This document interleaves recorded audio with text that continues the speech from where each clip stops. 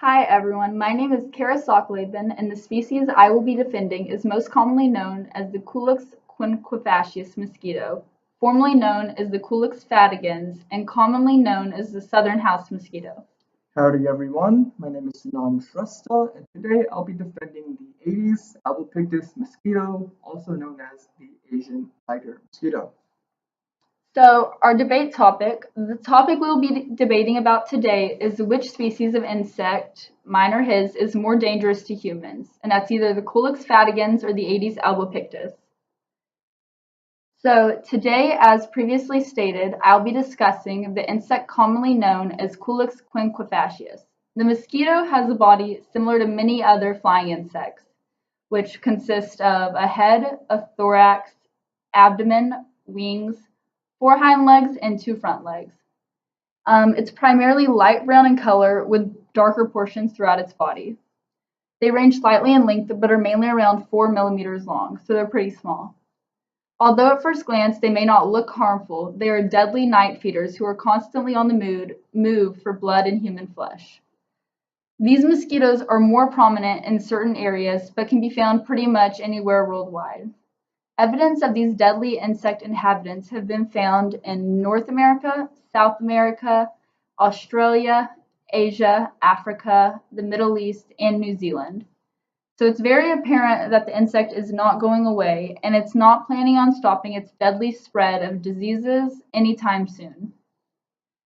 After looking at all the facts and considering that this insect is not only a vector of some extremely dangerous viruses, but also has the ability to bring fatal impacts to humans, I believe the Culex fatigans are more dangerous to humans than the Aedes albopictus mosquito.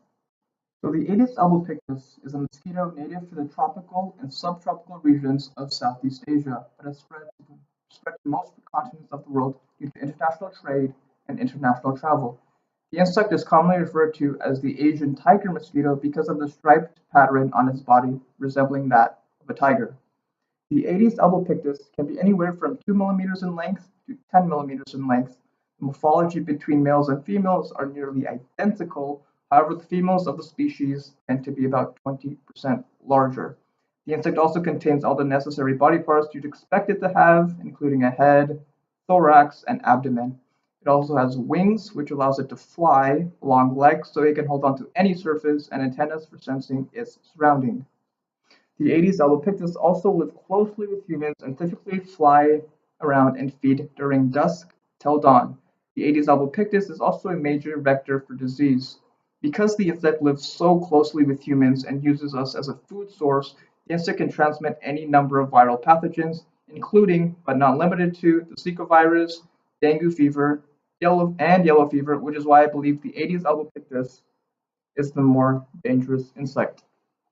So, for the first rebuttal, I'll begin by discussing why I believe the deadliest disease associated with my insect, the Culex quinquefacius mosquito, which is malaria, is more life threatening to humans than my partner's deadliest disease associated with the Aedes albopictus mosquito, which is yellow fever. So, for starters, malaria presents extreme side effects after contraction and currently possesses no specific cure. So both viruses are extremely deadly. However, malaria alone kills 660,000 people every single year. And if we compare this to the Aedes albopictus mosquito, which primarily spreads yellow fever, the effects of the mosquito are seen to be far less harmful to humans. So both these diseases are still extremely dangerous, but the impact of the Aedes mosquito are much less severe. We find that with these diseases, fatality is far less likely, with yellow fever causing only about 30,000 deaths a year compared to the malaria, which was 660,000 every year. So while I do acknowledge that the disease spread by my partner's insect is far more deadlier, that is only because malaria has had a longer time to establish itself. The first evidence of the malaria parasite was found in an insect preserved in amber dated back to 30 million years ago. My insect disease, that being yellow fever, was first discovered in the 1600s. Furthermore, malaria is considered one of the world's deadliest diseases because it's had millions of years to adapt and evolve. If yellow fever were given the same amount of time to adapt and evolve, there'd be no doubt in my mind it would be more deadlier. Furthermore, there has been a concerted effort to reduce malaria deaths throughout the world. Globally, mortality rate of malaria has dipped by 29%, while cases of yellow fever still has a fatality rate of up to 50% at its late stages, making my disease the deadlier of the two. Cases of yellow fever are also limited to northern and South America, Central Africa, while malaria encompasses the whole of South America, Africa, South Asia, including India and the Philippines. Malaria only kills more people because it's more infectious and the regions with high malaria only kills more people because it's more infectious and in regions with higher populations, but yellow fever has a higher mortality rate. So for the second rebuttal, while I do believe my partner has a valid point about his assigned insects being discovered far later, I still think there is no true, or the insect's disease being discovered far later. I still think there is no true way to prove that the insect is less deadlier simply because of time constraints. I believe for this to be scientifically proven, we would need hundreds of years to evaluate and then further reevaluate both diseases. And then we'd be able to see if time had any impact on which was deadlier or if one disease was just simply more deadlier than the other. So another reason I believe my insect is more deadly to humans is due to the time it chooses to feed. The Culex quinquefacius mosquito feeds in the late night hours when most people are asleep or caught off guard. Unlike my partner's insect, which feeds during the day, people bit by the Culex quinquefacius mosquito have no warning, and if are in any way vulnerable while sleeping or at nighttime, they will most likely contract the disease. And although preventable measures can definitely be taken even at night, those most strongly affected by this disease would be incapable of raising the funds to buy the items needed to sufficiently protect themselves. While I do agree with your point, it's still a fact that my insect's disease kills at a higher rate than hers. The only difference being that my just doesn't have the means to infect a large population of people like hers. Her second point regarding feeding habits also makes little sense. Infection rate should be higher during the day when a larger population of people are awake and going about their day.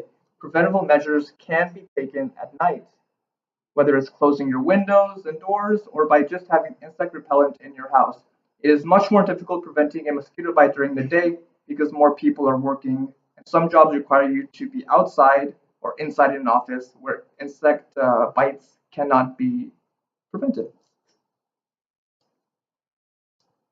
So now that I've told you about the Culex quinquefacius basic biology, extremely deadly nature, and its notoriously sneaking nighttime feeding patterns, I'll tell you a little about some of the good they do provide for us. So the Culex quinquefacius, also known as the southern house mosquito, is one of the most fascinating insects to look at due to its great power it possesses and the viruses and diseases it spreads. Understanding and studying the Culex quinquefacius feeding, mating, and traveling patterns could help us to find out more about them and provide the potential to reduce some of this mosquito's extremely deadly viruses from further infecting the human population. So, besides being a deadly insect responsible for the deaths of thousands of people worldwide, the Aedes albopictus are beneficial in some aspects, that being as research subjects. Interestingly enough, the Aedes albopictus are incapable of being a vector for malaria because of the genus it belongs to. This makes it a prime candidate for research study. By studying this insect's biology, we could prevent other insects from spreading certain diseases, including my partner's insect, the Culex quinquefacius. Regardless of which insect is deadlier, it is still important to understand their importance and the role they play in human society. So thank you all for watching the debate of my insect, the Culex quinquefacius, against my partner's insect, the Aedes albopictus. So to summarize my main points about the Culex quinquefacius on why I thought it was deadlier, I believe it is due to the mortality rate, the time of feeding pattern since it feeds primarily at night, and the regions it impacts worldwide. I would also like to thank the audience and to summarize the main points of my my arguments as to why the Aedes albopictus is the more deadlier insect, it is because the disease it spreads kills at a higher rate. It feeds during the day when everyone is awake, and because of the lack of time it's been around, we do not yet know the full potential of how deadly my insect truly is. Thank you for Thank watching. y'all. Woo-hoo.